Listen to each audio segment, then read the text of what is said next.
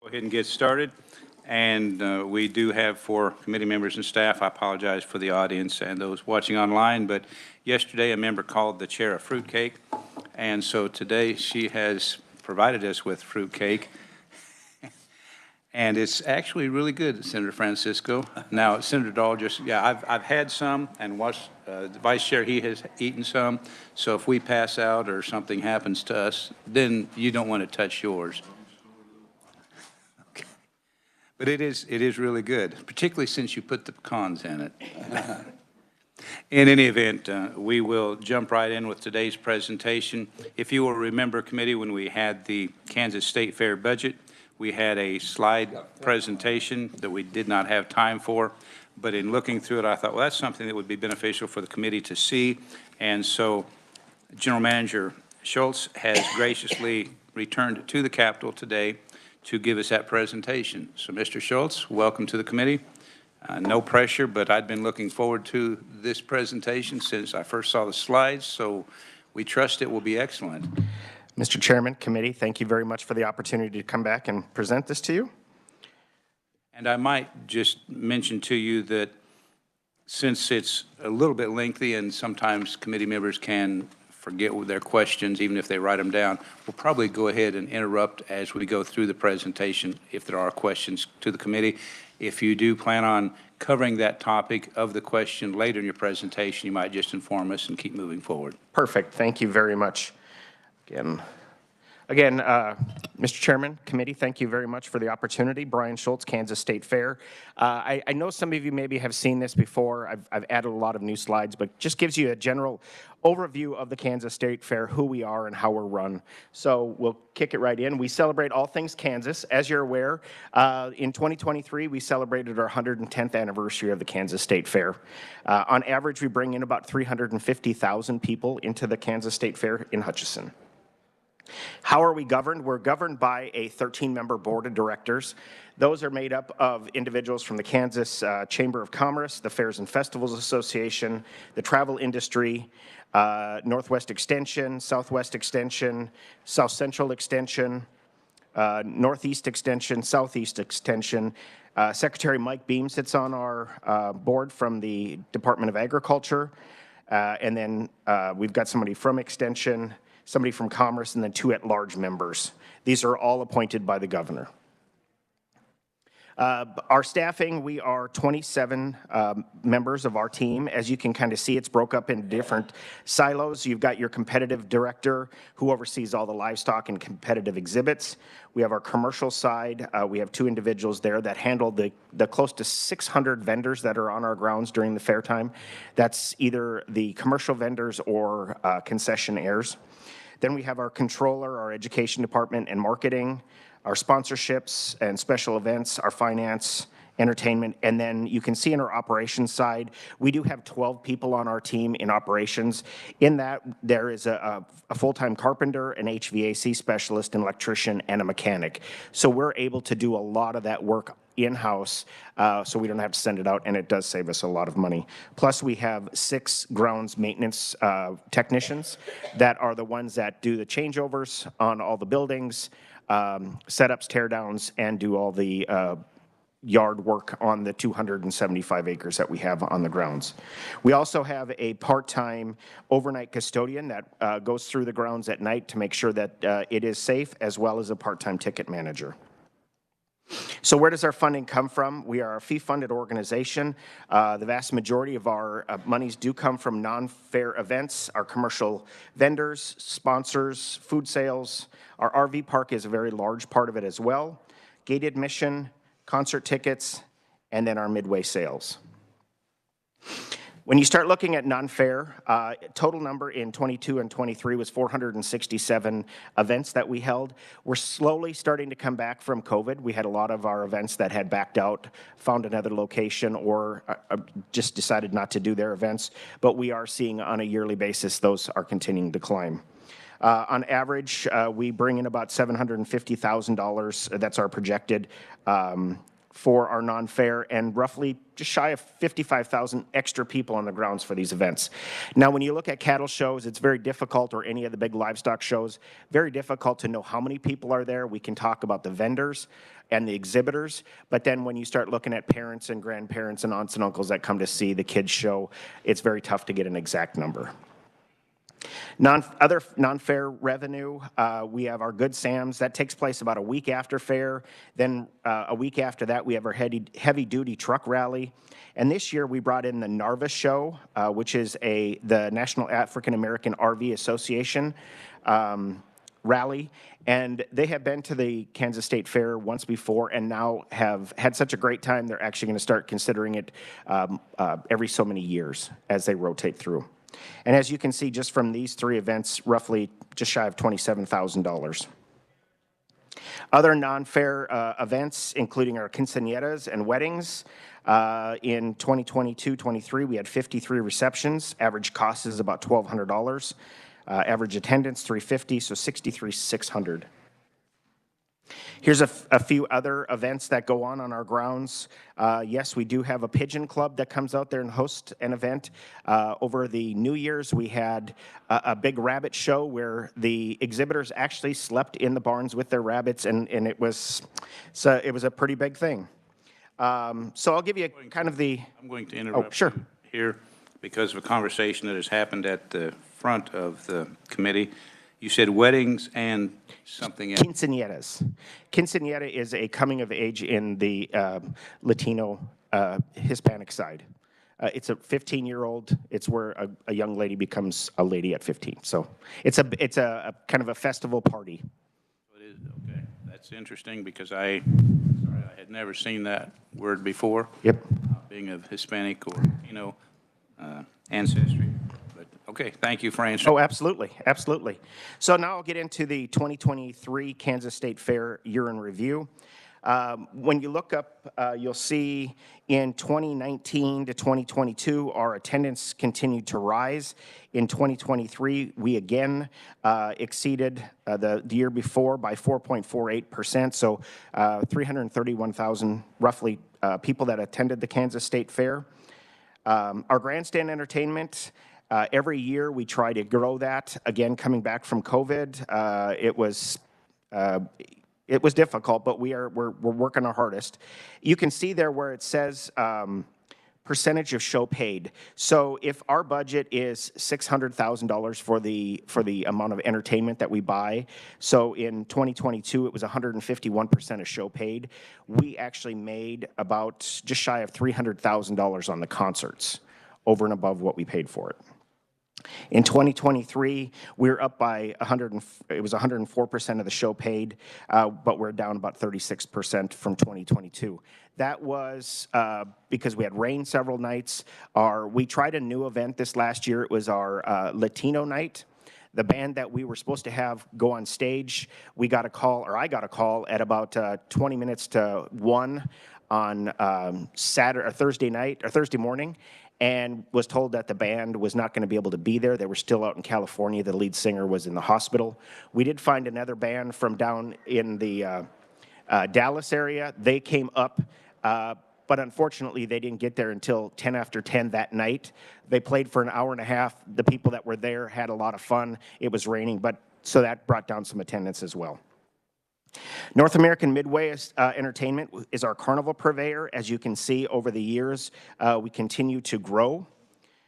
In 2023, we had $1.9 million in revenue from the Midway, or that's what they brought in, and that was a 1.58% increase over the previous year.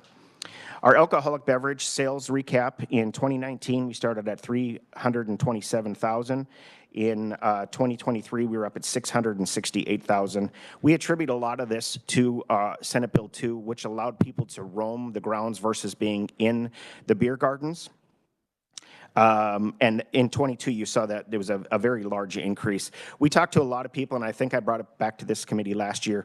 Talked to a lot of people that really enjoyed being able to walk around. We had 5 buildings on the grounds that alcohol was not allowed in. Education side, our domestic arts with all of our major projects. And anywhere we knew that a lot of the kids were going to be, like our education center.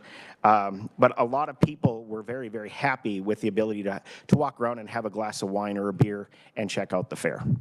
Senator Dahl has a question. Thank you, Mr. Chairman. So did you have any incidents because somebody was overindulged, overserved?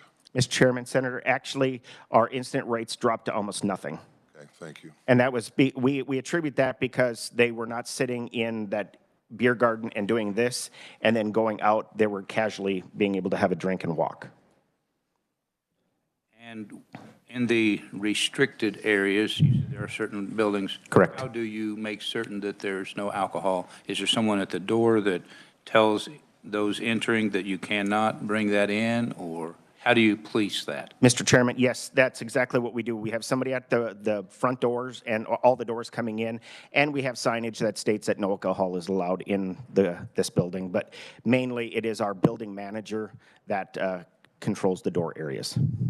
On the previous slide on the revenue, we can see that there's been increases since 21 was over 19, 22 is over 21, et cetera.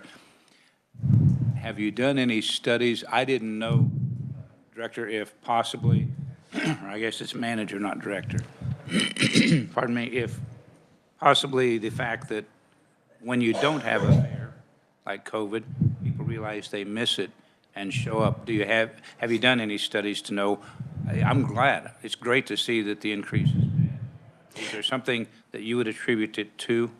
Mr. Chairman, I think it's attributed a lot to people were confined. They wanted to get out and be with their friends and go to entertainment venues. We saw that in the fair industry as a whole. I sit on the International Association of Fairs and Expositions Board of Directors, and that is what, as soon as 21, 22 seasons were there, everyone saw a huge increase over previous years just because of that. People wanted to get out. We haven't done any type of a study yet.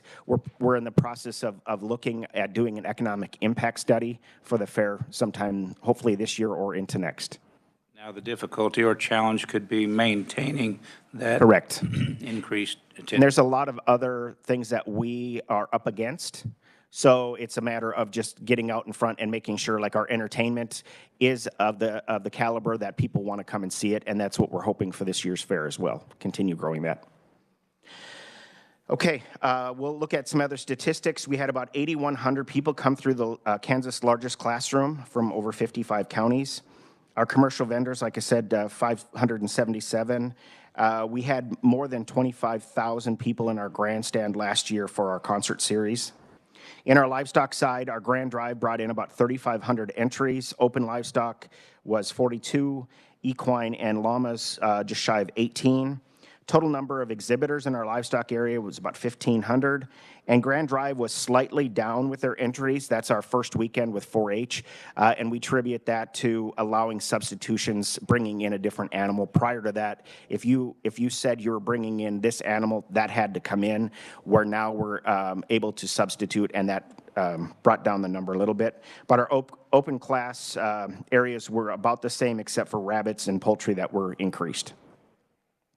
Competitive exhibits, roughly 4,500 exhibits. 4-H had 75 total exhibitors, about 4,600.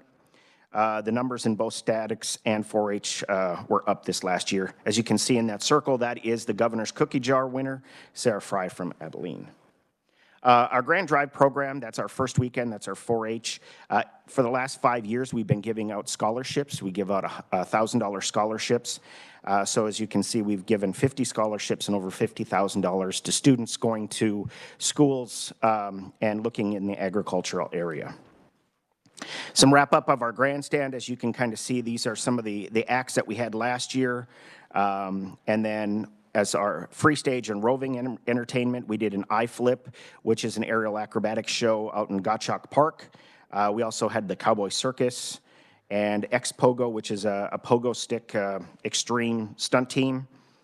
And then what we've started 2 years ago was our Kansas Chiefs Red Friday with the Kansas Lottery. This was a lot of fun. We had Casey Wolf, we had the drum line there. And the big part of it was we were able to get the Super Bowl trophy. and we had over 2,100 people standing in the rain on that Friday getting their picture taken. So it was a big thing, and we're hoping that we'll bring it back next year. Dillon's Dollar Day is another big part of our the Kansas State Fair. In the past, what we have done is, well, everybody that has a Dillon's card gets in for free. Otherwise, it's $1 to get in. Our Midway wristbands is something that we changed to. Prior to that, it was one ticket to get onto a ride. The carnival had asked to go to a wristband for $25 unlimited. We had a little bit of pushback. People understood, and we'll move forward with that again this year. Talk about some of the upgrades that we have on the grounds. If you haven't been out there recently, the House of Capper and Cooperative Park are something that are brand new. The House of Capper was redone this last year and brought back to its original state. And we also added Cooperative Park. We worked with the co-ops in the state.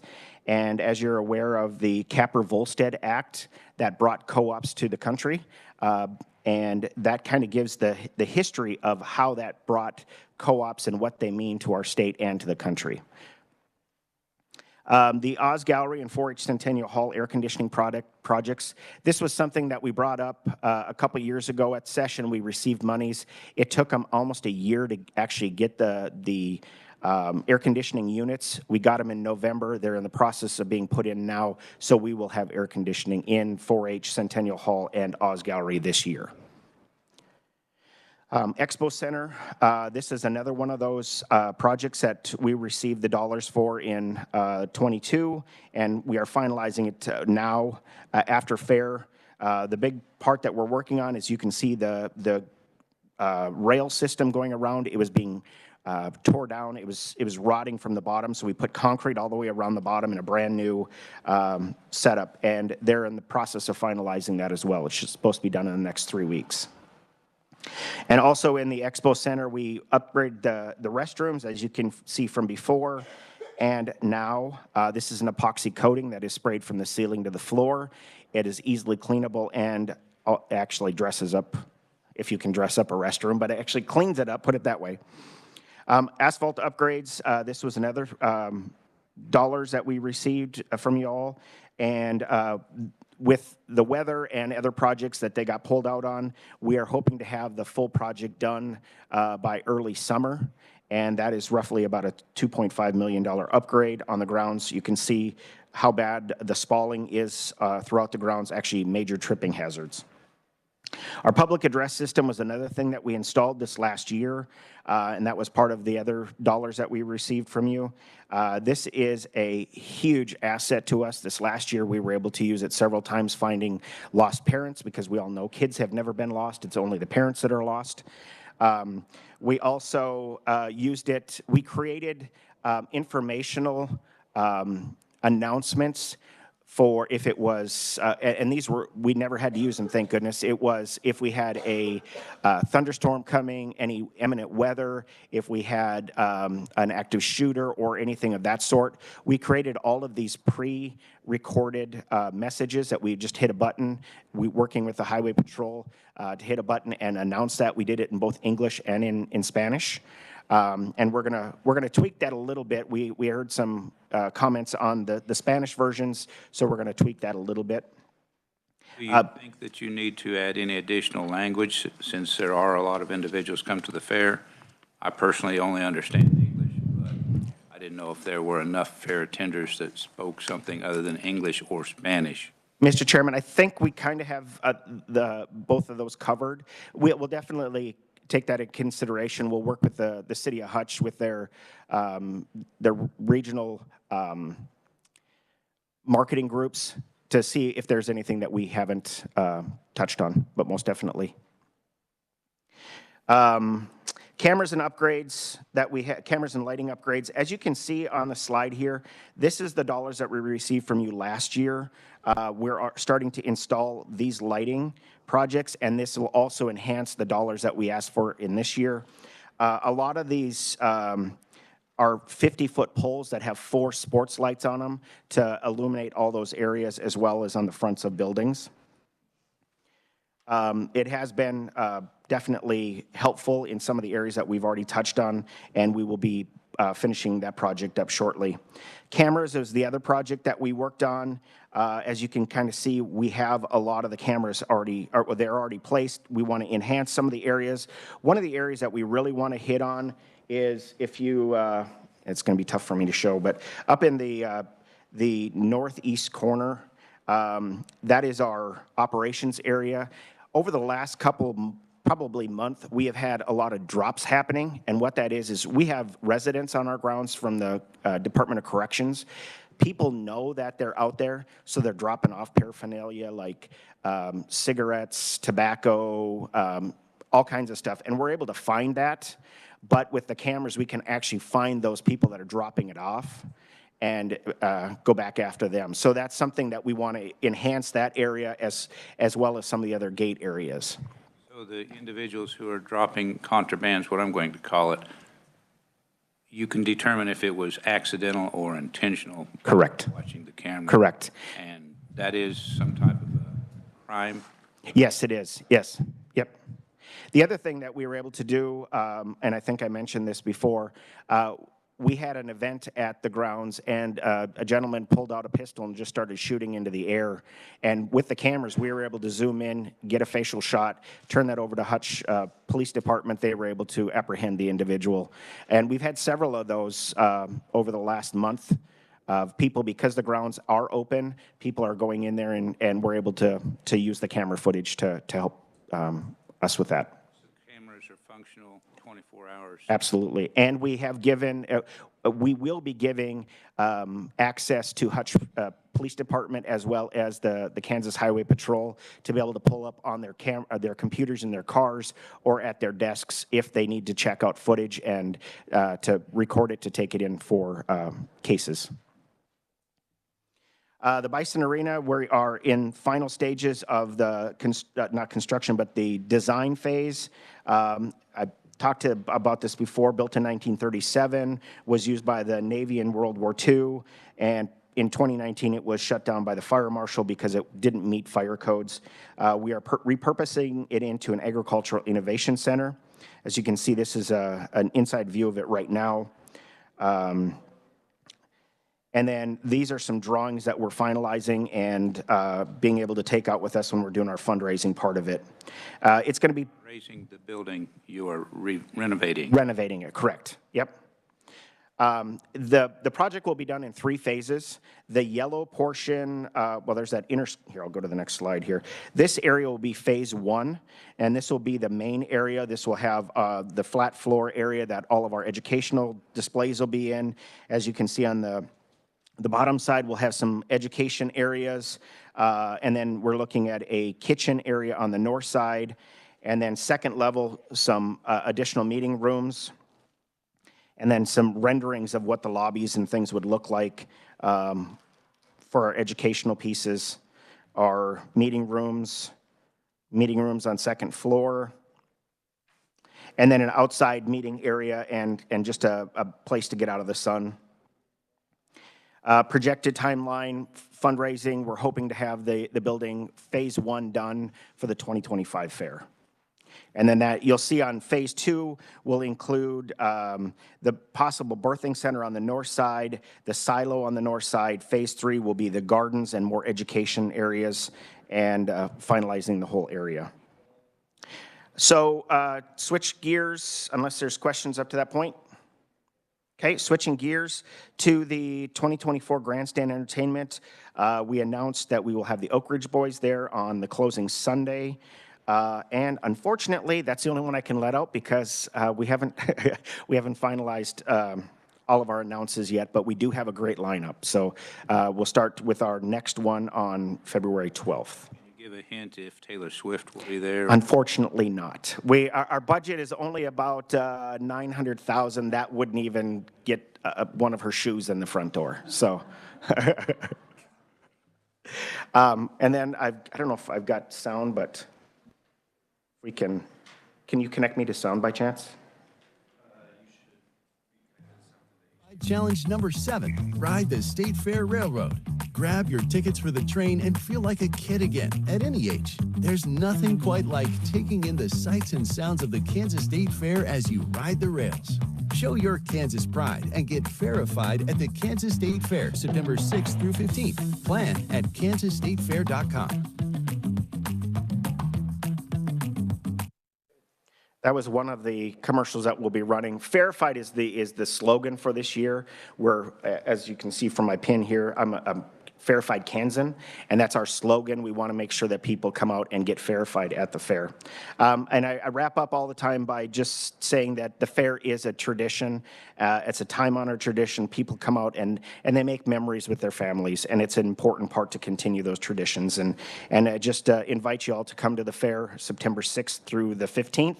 Legislative Day will be on the 7th. We've got a great day of things going on for y'all. The livestock showing area, I spoke with Representative Owens yesterday, and he won it 2 years ago. Representative Mann won it last year. So come out there and try winning the trophy. But I'll stand for any additional questions anyone has. Committee, do you have questions of Manager Schultz? Senator Fagg. Thank you, Mr. Chairman, and thank you for your presentation. I got two questions, if I may, in two different areas. One is that when you talked about these wedding that you have out there, competition with local businesses that include wedding vendors. I get a little nervous when state funding helps, you know, this type of thing, but you've got local businesses that do the same kind of thing.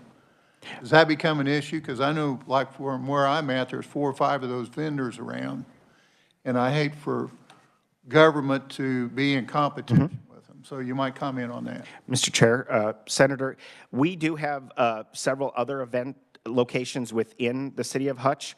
Unfortunately, the size of the facilities are smaller than ours, so we do kind of fit in that niche of that next level. Otherwise, having to go into Wichita or downsize the size of your event. Okay, my next question, what's the percentage of out-of-state people that come to the fair? Unfortunately, I don't have that off the top of my head. Okay. So this is where I was trying to go with that. Does the city of Hutch, do they help in covering any costs, or Reno County? I mean, they really benefit a lot from this. Mr. Chairman. As I sit 150 miles away, and we give state taxes going to this, you know, I'm just thinking that part of that mix ought to be something that they ought to be doing, and I just wondered if you might comment on Absolutely. that.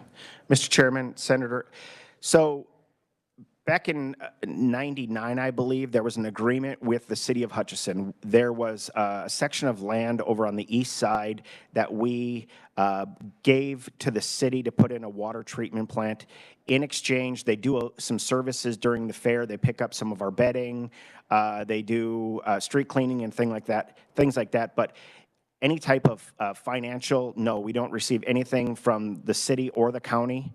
I have talked to them about that. I will actually having a meeting with the mayor tomorrow, but there is no direct funding from the city nor the county.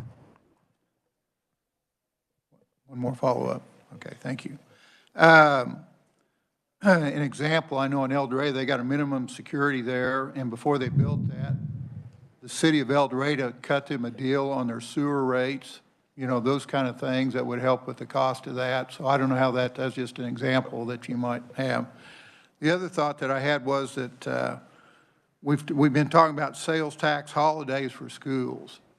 And so my question would be, why couldn't we have a sales tax increase for the time the fair is open, maybe for Reno County that goes to the fair? And this might be something that might be discussed in taxation, because especially if we have people from out of state coming or people coming into this, that kind of funding helps this project where the average person. So it was just a thought that I had sitting here. Thank you, Mr. Chairman. Mr. Chairman, Senator, I can answer as far as you were talking about sewer and that.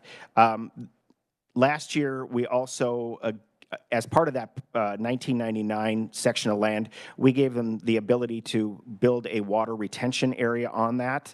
And then what they did is our water retention dollar charge, I believe, was about $54,000 a year. They were able to cut that in half, but there was no language put in there initially of how long that would last. So I made sure that it was going to last at least, I believe it's 10 years before they can come back and say, well, we have to go back up to the 100%. So we are receiving a little bit, but we had to give a little bit as well. In fact, I'm going to ask a question on the sales tax that you mentioned. Was your thought potentially the sales tax on the fairgrounds would be at a different rate? I'm thinking the city of Hutch or Reno County, that area for like a month, whatever it's open for. Because we've talked about sales tax holidays for 3 or 4 days. My thought is the area that's benefiting from this, because he can show numbers of what that does for the area. And by showing that kind of thing, this would be a good deal, because the best kind of tax somebody else pays. So that's why I asked that out-of-state tax deal, because somebody coming here from out of state could help pay for our fare. So just a thought. Interesting idea. And then one more question for you, Senator. Did I hear you say that you live 150 miles from the state fair? There is people that do live 150 miles from there. I didn't say I did. So I was wondering what route you took from to. well, I'm one of those parents that get lost, Mr. Chairman. So Senator Straub. Thank you, Mr. Chair, and thank you, Mr. Schultz, for your presentation. I assume the State Fair has an advertising budget, and has that increased or decreased over the last few years? I don't know that personally that I've seen as much advertising, but we're seeing an increase in attendance, so that's a good thing. Mr. Chairman, Senator, our advertising budget when I started was about $250,000 for the whole state fair.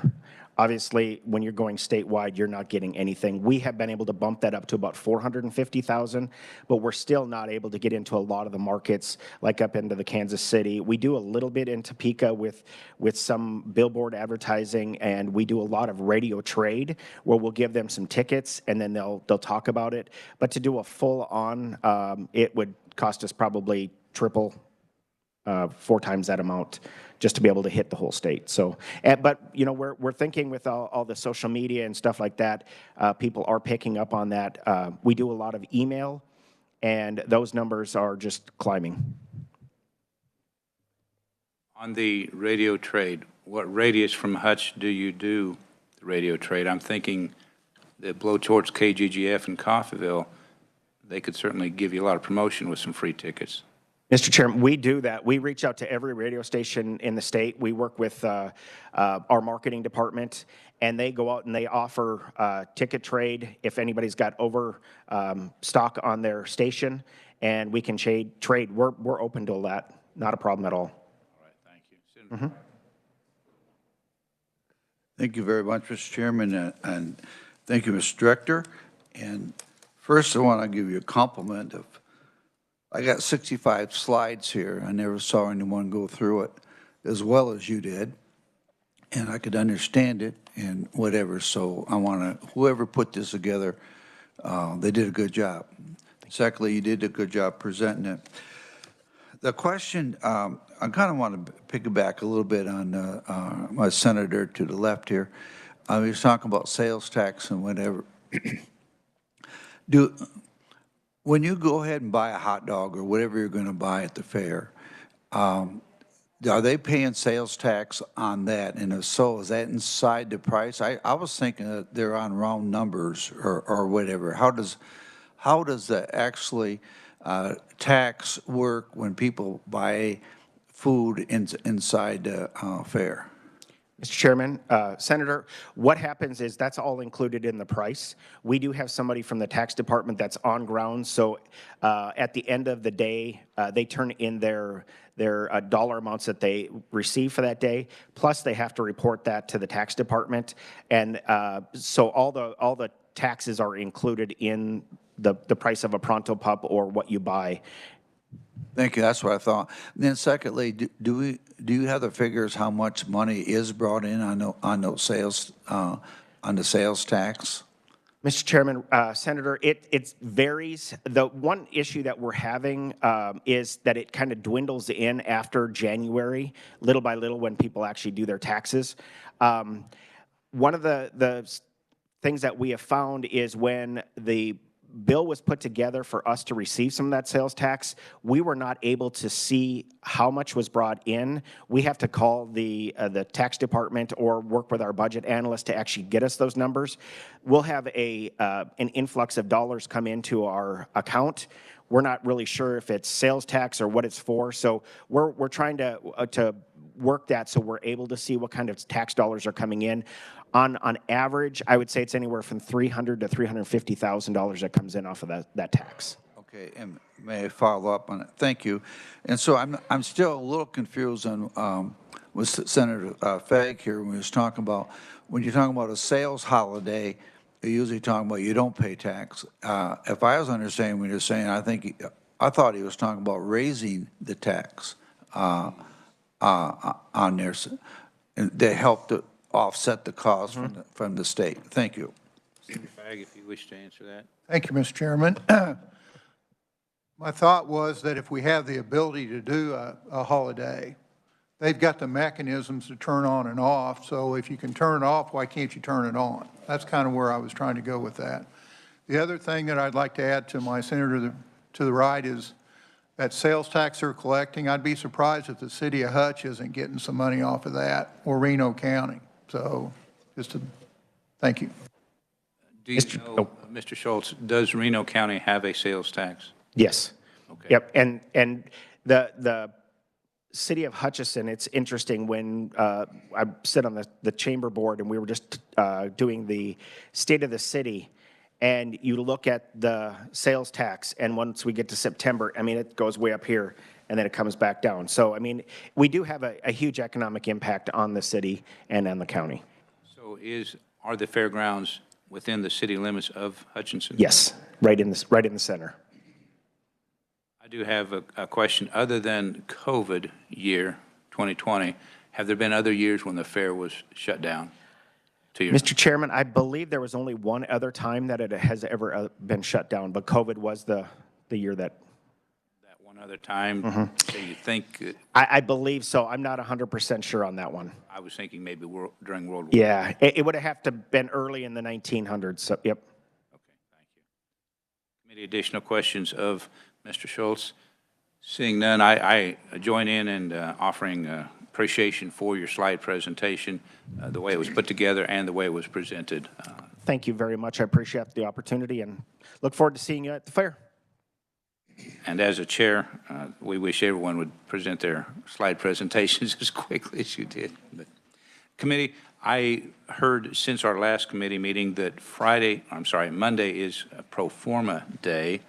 And so I have not made a determination about a meeting. I will ask you individually, or you can come to me and let me know what you think about Monday, no meeting. We do have a meeting scheduled with a bill hearing, but that could be postponed to another day because the main conferees are lobbyists on the bill for Monday. So I guess just sort of stay tuned and see if we do indeed have a bill hearing or a committee meeting on Monday. I don't have an answer for you. Senator Reichman? Thank you. If you need a motion, I'll be inclined to think of not having a meeting Monday. A motion is not in order. All right, committee.